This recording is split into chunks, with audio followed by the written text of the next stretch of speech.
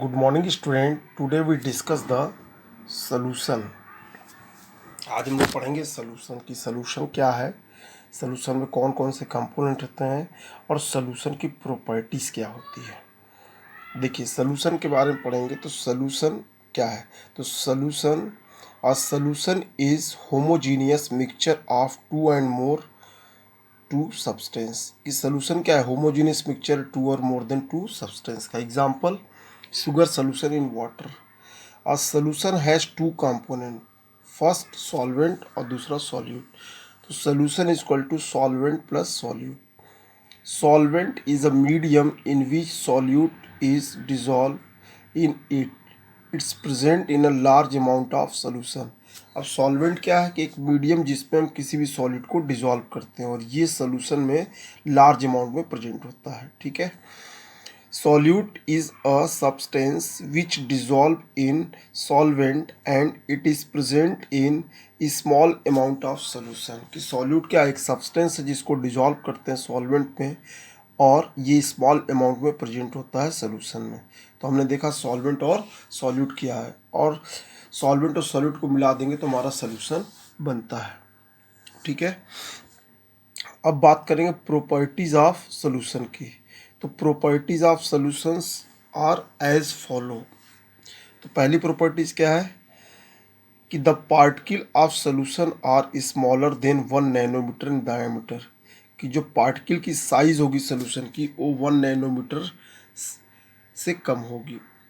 ठीक है। दूसरा क्या है, they can not be seen by naked eye. इनको नेकेड आई से नहीं देख सकते। तीसरा, they do not scattered a beam of light passing through the solution. कि अगर सॉल्यूशन से हम लाइट को पास करेंगे तो ये लाइट को स्कैटर्ड नहीं करेंगे। चौथा आपका है, solid particle can not be separate from mixture by the process of filtration. कि सॉलिड पार्टिकल को हम सॉल्यूशन से फिल्ट्रेशन प्रोसेस से अलग नहीं कर सकते।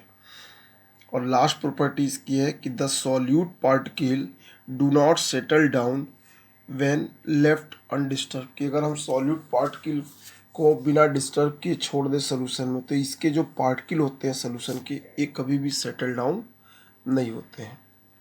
ठीक है। तो इस तरीके से हम लोग देखा सोल्यूशन क्या है, सॉल्वेंट क्या है, सॉल्यूट क्या है और सोल्यूशन की प्रॉपर्टीज क्या है। अब हम देखें कंसंट्रेशन ऑफ सोल्यूशन।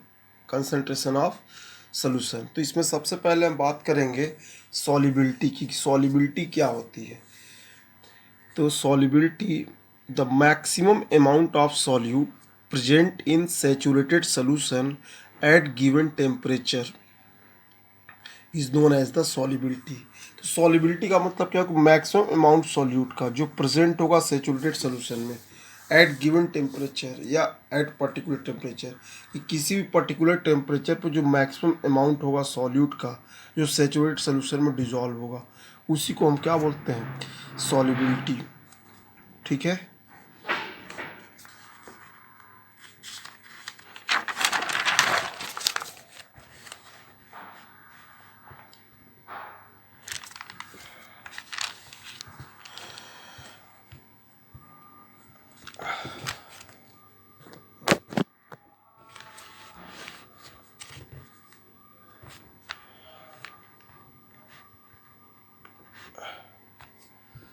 अब देखिए सॉल्युबिलिटी बताए थे, अब यहाँ पे बात करेंगे कि सैचुरेटेड सोल्यूशन क्या है।